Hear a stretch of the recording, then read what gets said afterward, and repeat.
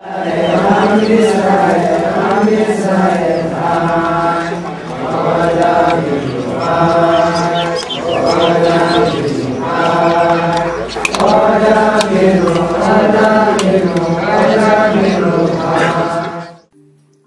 population of Jewish people has existed in Ethiopia for over 2,000 years.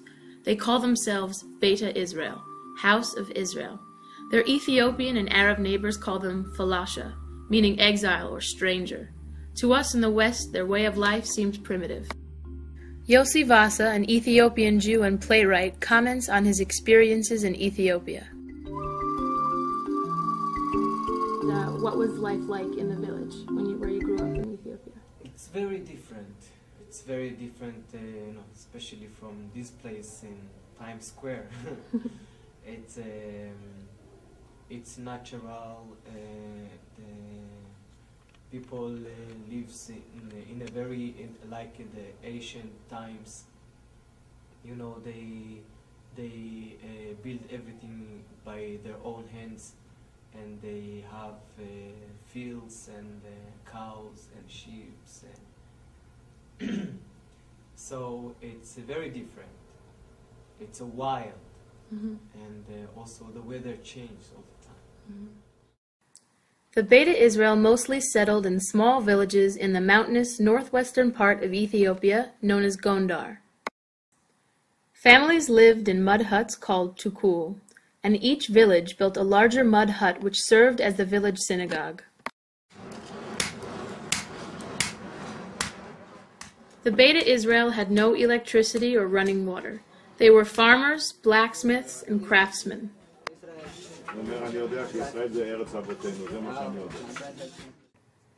For thousands of years, the Beta Israel were cut off from other Jews and the rest of the outside world. This was a result of their geographical isolation and the often hostile neighboring states. During these years of isolation, intermarriage, and frequent oppression, the Beta Israel were passionately observant Jews. Since their isolation began long before the Talmud was ever written, they practiced a literal form of biblical Judaism, unaffected by rabbinic interpretations. Their religious leaders are called Kesim, but act more like the Kohens, priests of the Bible rather than teachers. They read from a Torah or Orit written in the liturgical language of Gez. In Ethiopia we call the rabbi Kes. It's just the name of in our language. And the difference is actually that we used to practice as it used to be in the Bible time. And it's different from the other Judaism. Like when woman has her period time, she's isolated. There is a place she go there and lives there for that period of time with other women also, and it's a kind of a vacation for them, but it's how it's written in the Bible. Through their lengthy existence, one of the central goals and sacred ambitions of all Beta Israel was to one day return to Jerusalem. The destination of the Beta Israel is clear, but their origin is shrouded in mystery. How did these unique people end up in Africa? There are several theories. One of the chief legends of the Ethiopians, not just the Jews, but the Ethiopians in general, is that their queen, who was the Queen of Sheba, visited King Solomon. Now that's in the Bible. That great visit is a famous Bible story. According to the Ethiopian version, the queen came home pregnant by King Solomon, and when she had a son, Menelik, she sent him to Solomon to be taught how to be a great ruler. Solomon kept him in his palace, taught him, and when Menelik, the son, went back to Ethiopia, he was accompanied, according to the Ethiopians, by 1,000 Jews from each of the 12 tribes to bring Judaism to Ethiopia and help him rule. And so King Solomon's a very important figure in Ethiopian religious, cultural, and historic life. When Solomon died around 3,000 years ago, the Israelites split into two kingdoms. 10 of the 12 tribes formed a kingdom of northern Israel. leaving the tribes of Benjamin and Judah in the south. The northern kingdom was wiped out by the Assyrians who came from Mesopotamia in 722 BCE. The few survivors of the 10 lost tribes scattered. One theory is that the remnant of the lost tribe of Dan fled south through Egypt to Ethiopia. There they became the Beta Israel. A more prosaic theory is that the Beta Israel are the descendants of Jews who lived in small settlements along Israel's southern trade routes. Spices, gold, frankincense, and myrrh moved along these routes for hundreds of years between Israel and her African neighbors. For part of their long history, the Beta Israel ruled their own independent kingdom in the Simeon Mountains of Gondar. Their oral history recounts the deeds of kings and queens, many of whom bore the names of Gideon or Judith. 1,000 years ago, one particularly fierce warrior queen, Judith, conquered a large part of the Aksum Empire in Ethiopia. By the Middle Ages, however, the Beta Israel were outnumbered and worn down from the constant fighting with their Christian and Muslim neighbors. They were finally overcome in the 15th century, and most of their written records were burned. Since then, they have been subject to discrimination and increasing anti-Semitism.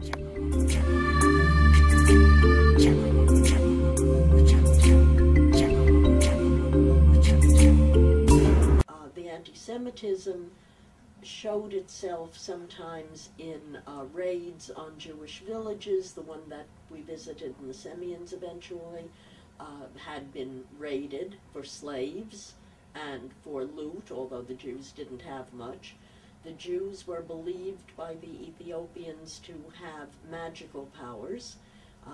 Some of the names they were called Buddha, which has nothing to do with Buddhism, and Kali represented the belief that they were in league with the devil, that they could turn themselves into hyenas at night and raid non-Jewish villages, cast spells on other people's crops or children.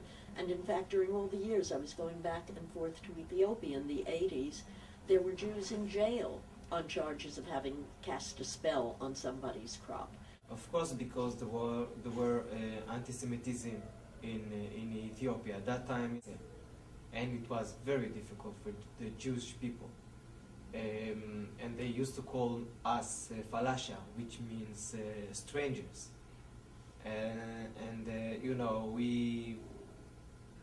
when they gave the lands to everyone, the Jewish people was the last in the line.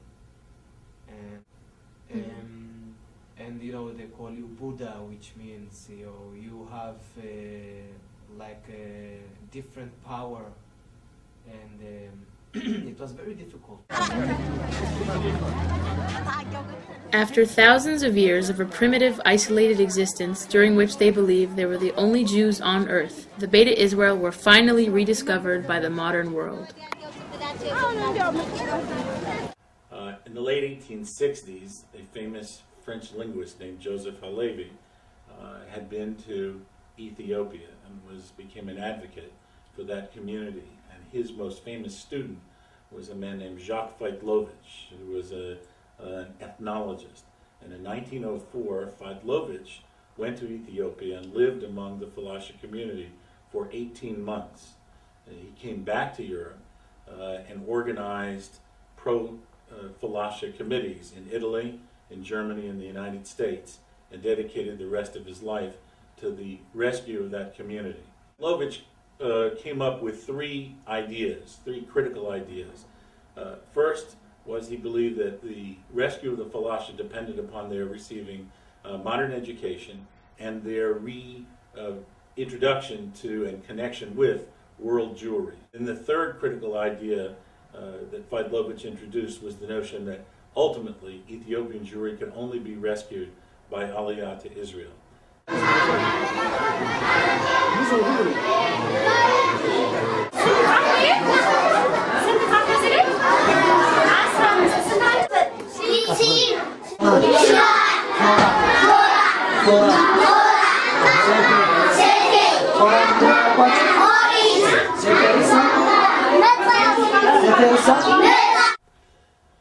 Well, the Jewish Agency and ORT, the Organization for Rehabilitation and Training, inspired by Feitlovich, established schools and training institutes for the Beta Israel in Ethiopia. Ultimately, a group of young, promising Ethiopians was taken to Israel and reared there, trained there, and learned to speak Hebrew. And one of them is my very close friend, Baruch Tegenye. And Baruch was sent back to Ethiopia as an agent of the Israeli Secret Service, the Mossad, and helped to smuggle out of Ethiopia the first Jews who then came to Israel. Conditions continued to worsen for the Jews during the 1970s and came to a head with the Ethiopian Revolution in 1974. There was a coup d'etat, a communist Soviet-backed coup d'etat in Ethiopia.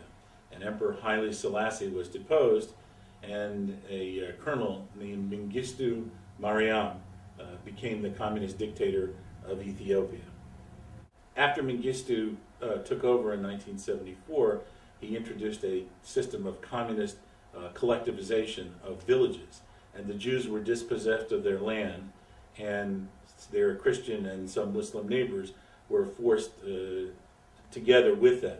And as a result, they were subject to much more persecution, and the practice of Judaism and the teaching of Hebrew both became crimes. About 2,500 Jews were killed by communist forces, and another 7,000 to 9,000 were made homeless. In these dire circumstances, desperate Falashes began the hazardous escape trekking through the Simeon Mountains to Sudan. Get out of Ethiopia meant risking your life to escape over the border. Sudan has a big, big border with Ethiopia. It is not a well-defended border, though it's a very dangerous one because of the armed bandits and the skirmishes between Ethiopians and Sudanese. But if you could get over that border and get into UN refugee camps there, the Jews were gradually becoming more and more aware that Israelis would try to pick them up and take them out. My name is Yafa Tegenye, the daughter of Baruch Tegenye, who was a political activist and one of the first Ethiopian Jews to come to Israel. My father was sent in to Sudan because he knew the territory. He also used to work in the refugee camps, he used to do head counts, he used to go into Ethiopia and make lists of who was Jewish, who was coming, because there's a lot of refugees who want to leave Ethiopia, and it's very hard to distinguish who was Jewish and who's not. They weren't taking the Ethiopians out at the rate that they should have been, I believe, in the 70s, and what they could have been. Also, geopolitically, it was very complicated because again, Sudan is a Muslim country and is officially an enemy of Israel and can't be seen to be helping Israel. At the same time, Ethiopia was essentially selling the Jews in exchange for money. They wanted money and arms because they were in the war as well. The exodus of Jews to Sudan continued through the early 1980s and increased to a torrent in 1984 due to the widespread famine in Ethiopia. Each family, gathered together with other families, and they pay for a guide who probably wasn't Jew, and he took us from the villages in Ethiopia to Sudan by foot, and it wasn't allowed us to do that by the Ethiopian government, and it was also, there was a revolution time in Ethiopia, and we had to walk during the night and hide also from robbers and from soldiers during the day, and it was very difficult. It was very difficult. For my family, it took 3 months. Wow. There were lots lost in Sudan. Each family lost some. Even some families, were wiped out. And I lost my 2 little brothers and my grandma. And when you arrived at the refugee camps, what were your living conditions like? We had tents, and we had to go, a mile or some to bring hot water. and the cross red was there to help us. And it was very difficult. I think people died for for nothing there. It's just because of the conditions, people get ill, and a lot of people died there. Summer of 1984, a great many of the Jews were dying in the refugee camps in Sudan. More Jews died waiting in Sudan than died trying to get out of Ethiopia. Altogether, we figure about 4,000 Jews died. Sometimes entire families that had started out as 11 people, 14 people, 1 or 2 would arrive alive in Israel. Babies died and were buried under the dirt, under the tent or the hut that the Jews were living in, because they were afraid to be seen doing a Jewish funeral in Sudan.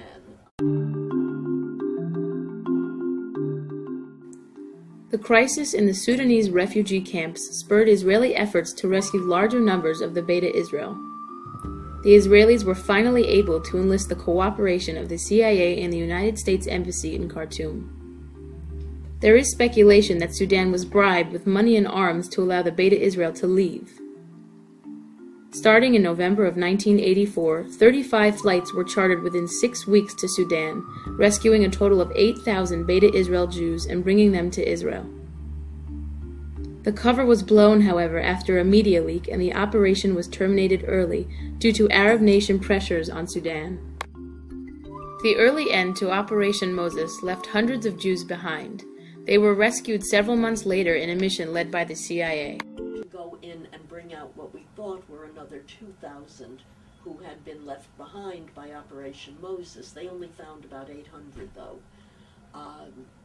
Once that was over, Sudan was no longer a possible rescue exit for the Jews. But what about the Jews in Ethiopia? There were thousands and thousands of Jews left behind by Operation Moses. The need for a massive rescue was tremendous. During this period, in the 80s, a civil war that had been going on for a long time, and that was led by people from the province of Tigray in the north and by the people from Eritrea who wanted to secede from Ethiopia, never having felt they were part of Ethiopia. That was getting more and more powerful and dangerous. And the area where the Jews lived, largely up in Gondar province in the northwest, was becoming a battleground. In the late 1980s, the communist Ethiopian government under Mengistu was losing the war with the rebels. They asked foreign powers for aid. The Ethiopians had appealed to Israel for some aid and got some humanitarian aid and perhaps a little more than that from the Israelis, with the requirement that if we give you this aid, you have to let the Jews leave. The Ethiopian government issued a statement saying that Jews with relatives in Israel would be permitted to leave. They had to make their way to the capital city of Addis Ababa. There's one all-weather road from Gondar province in the northwest to Addis Ababa, the capital. Finally, when the road opened because the fighting moved elsewhere, the Jews began to come down that road on every form of transportation that was available, buses, trucks, donkeys, by foot. They came down, and 22,000 of them arrived in Addis Ababa. Was an exodus of exhausted, sick, emaciated, dehydrated people without a penny to their name, nowhere to go. The Jews in Addis Ababa were dying in large numbers. Finally, the Israelis made a deal with Mengistu. Planes could fly into Addis Ababa to remove Jews. Logistics were complicated, however, by the rebel troops closing in on the city. Suddenly, over 20,000 people had to be processed and documented by Israeli and American volunteers prior to boarding the planes. This was done at the Israeli embassy. The grounds were crowded with hungry, frightened, and excited Jews. Nobody knew how long this truce we had was going to last. We had the government army on one side of the city and the rebel army on the other side of the city, and at any moment somebody could start firing a shot and this whole airlift would be over.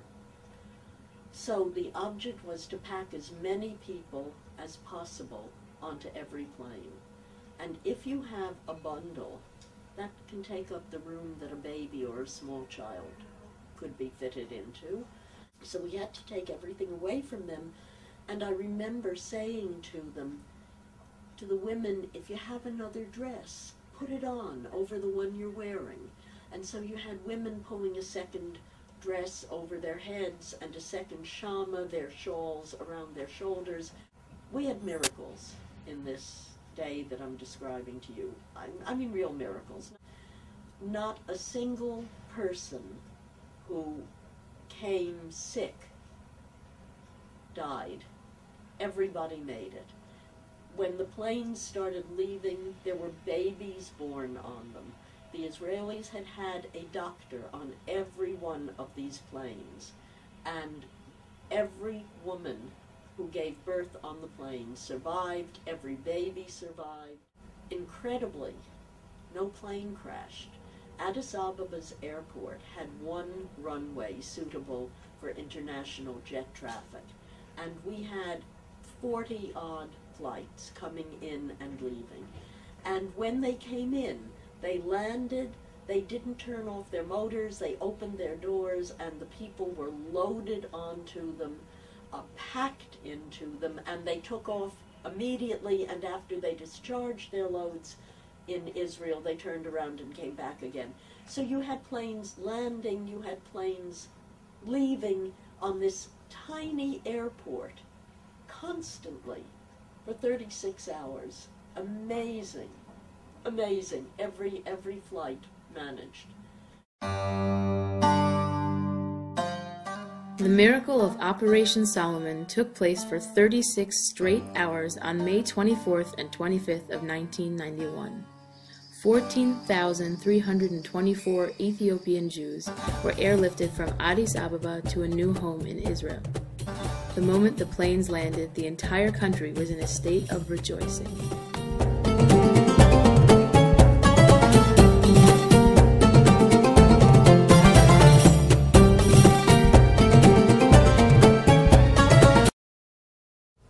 I don't know how to say it. Exciting. Mm-hmm. It was exciting. People cried all the time. Those who waited for us, and we, together, we cried. And we just met now, you know. Those people, you know, we saw them and they say, we are in Jerusalem at last. And we say, these are our brothers. And they probably said the same thing to us. How was your transition? Yeah, it was a shock. It was a huge shock. For me as a kid, it was, you know, to be in Disneyland for the first time. And you got everything, you just open your eyes more and more and more and more. You want to touch everything, even the electricity, you know, we just put our hands there. And we started, you know, we reborn. And because it was the first time we were going to school, we were very motivated to learn. We wanted to study. And so we put ourselves very much there. We started learning Hebrew. And then, you know, it took time to realize that the reality is much more complicated. When we come to the absorption into Israel, let's say there are many, many challenges, many problems, as there are in any immigrant experience. For one thing, Ethiopia is not a child-centered society. It can't be. In rural farming life, the people who keep the whole family alive are the adults. The people most respected are the elders. They come to Israel. Israel is a child-centered society. And in any immigrant world where people change languages, the children pick up the language very quickly, the adults do not. So the child becomes the translator for the family. And from being the translator, it becomes the interpreter and the mentor of the family. This turns a traditional Ethiopian family totally upside down.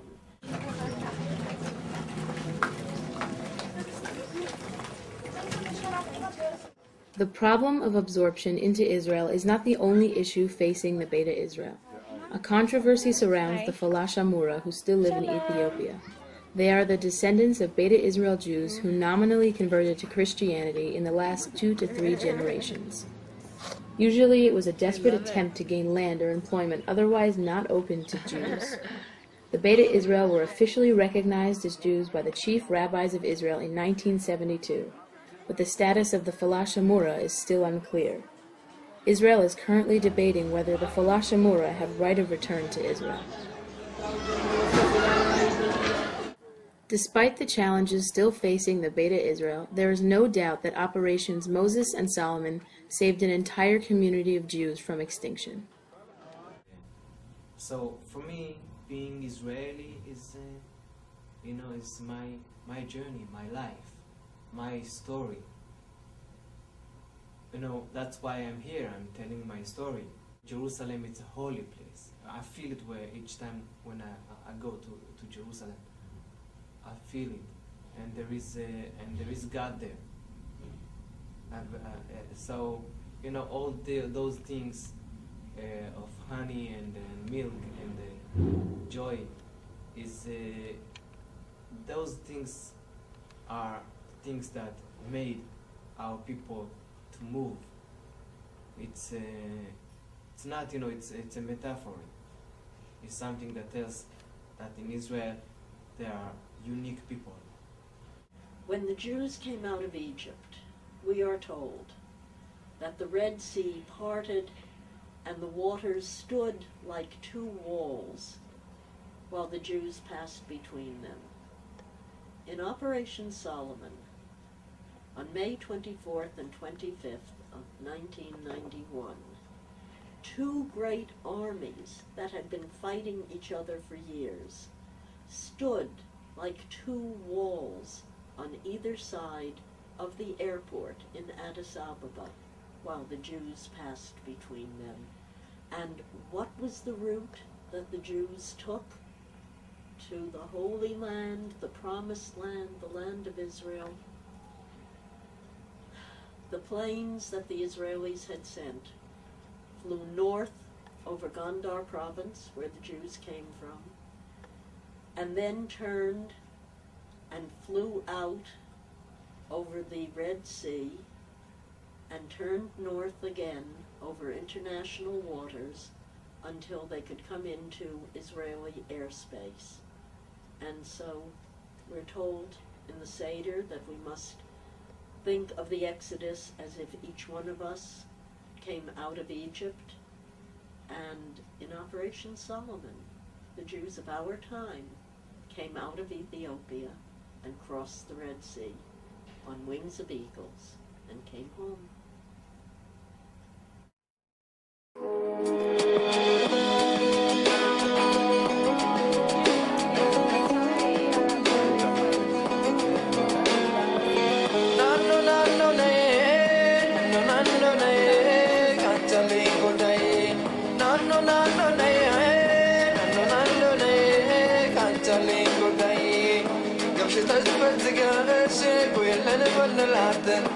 شبالنا قرلجة يمتامر صوناتا صاملجة يملجة تقابو يلونال يتسكى لون من يورد لنا نانو نانو نيه نانو نانو نيه كانتالين قدائي نانو نانو نيه نانو نانو نيه كانتالين قدائي خوي يلاي بشوفك يخسو شوف أور بيناي לא גמור, לא עושה במגע בידייך שיבוא ויעיר למשמע כל צחוקי ננו ננו ננו ננו ננו קנצלי גודאי